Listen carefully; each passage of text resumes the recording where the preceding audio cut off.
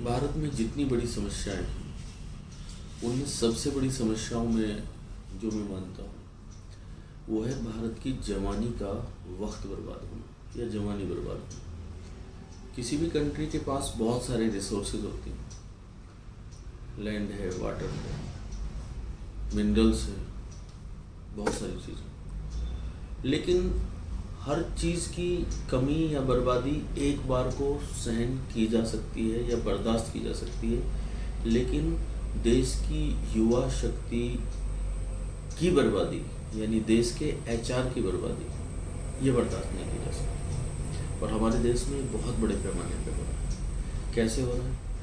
क्योंकि हमारे समाज में अंग्रेज़ों के समय से ही एक ट्रेंड है कि सरकारी नौकरी की बहुत बड़ी इज्जत है। सरकारी नौकरी किसी को मिल जाए तो समाज में उसका स्टेटस बढ़ जाता है, ब्याह शादी के उसके पर्सपेक्टिव अच्छे हो जाते हैं। इसलिए माँ बाप की एक ही इच्छा होती है कि मेरा बेटा सरकारी नौकरी में चला जाए, जिससे कि अच्छी सैलरी भी मिले और रिटायर होने के बाद पेंशन भी मिले।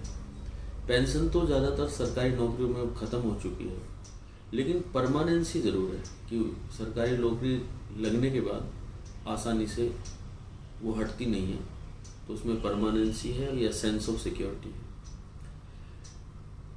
और इसी वजह से हमारा यूथ सरकारी नौकरी की तरफ दौड़ रहा है। लेकिन पोजीशन क्या है कि जैसे आप सिविल सर्विस ले लीजिए, कितना सक्सेस रेट है?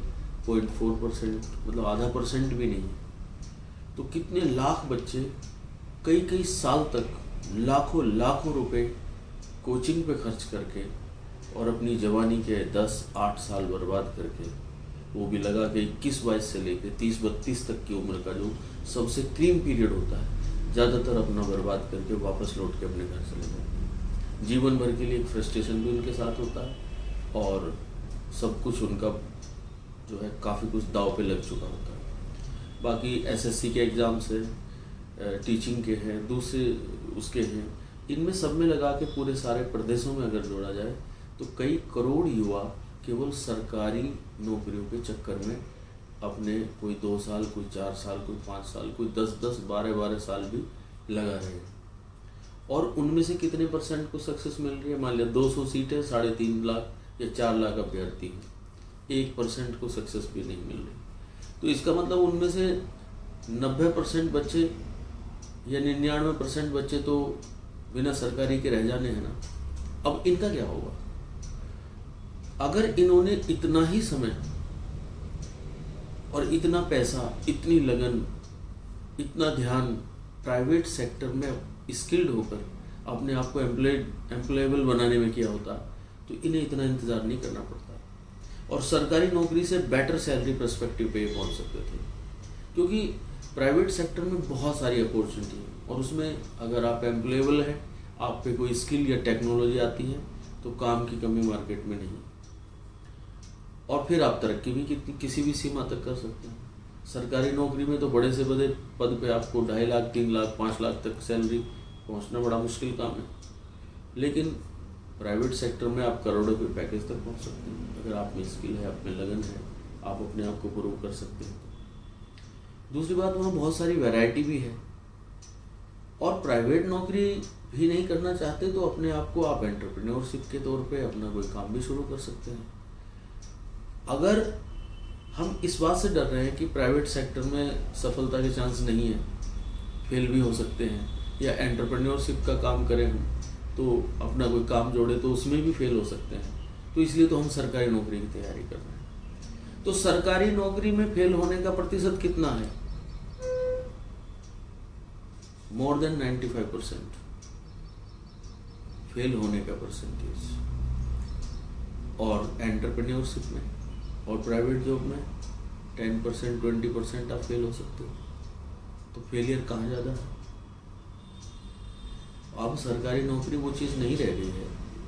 पहले सरकारी नौकरी की इसलिए इज्जत थी क्योंकि केवल सरकारी नौकरी ही नौकरियां हुआ करती थी, प्राइवेट सेक्टर का एमरजेंस नहीं हुआ था। आज वो चीज़ नहीं है। 3 पीढ़ी पहले की जो सोच थी उसको आज हमें कैरी फॉरवर्ड नहीं करना चाहिए। मुझे विवेकानंद जी की एक बात याद आती है कि उस युग दृष्टा ऋषि ने आज से 125 साल पहले के आसपास ये कहा था कि मुझे इस बात का डर है कि मेरे भारत का युवा भविष्य में सरकारी नौकरी की तलाश में अपनी जवानी बर्बाद करेगा, और आज वो सीन हो रहा है। तो इसलिए युवाओं को उस दिशा से लौट आना चाहिए। प्राइवेट सेक्टर के लिए अपने आप को तैयार करना चाहिए, एंटरप्रेन्योरशिप के लिए अपने आप को तैयार करना चाहिए, और अगर गवर्नमेंट जॉब चाहिए भी तो इस चीज़ को करते करते आपको मिलती है। अगर आपकी बहुत खास रुचि है, आपके पिताजी की ऐसी इच्छा है, या समाज में आपका स्टेटस उसी से बढ़ता है, या आपने बस कसम खा ही रखी है, तो आप उसको पहले अपनी फुटिंग रख के कहीं, फिर धीरे धीरे अपने आप उस तरफ भी आप हाथ बढ़ा सकते हैं। लेकिन सरकारी नौकरी मिलने तक मैं जीवन में कुछ और नहीं करूँगा, उसके इंतज़ार में बैठा रहूँगा या बैठी रहूँगी, तब तक ना मैं कहीं आने में, न जाने में, न खुशी में, और अपने जीवन की सारी गतिविधियों, खुशियों को रोक के तब तक हम बैठे रहेंगे जब तक सरकारी नौकरी नहीं होगी। अगर इस एटीट्यूड से हमारा यूथ चलता रहा तो देश की बहुत बड़ी बर्बादी होती रहेगी। इसलिए मैं यूथ से कहता हूँ कि सरकारी नौकरी की तरफ से वापस लौट आइए। सबसे पहले अपने आप को प्राइवेट सेक्टर के लिए स्किल कीजिए, या फिर एंटरप्रेन्योरशिप के लिए तैयार कीजिए, तो फिर देश की हालत बदलेगी, देश तरक्की करेगा, खुशहाली आएगी, और आप भी खुश रहेंगे। आपको इतने फेलियर का और फ्रस्ट्रेशन का सामना नहीं करना पड़ेगा जितना सरकारी नौकरी के इंतज़ार में करना पड़ता है।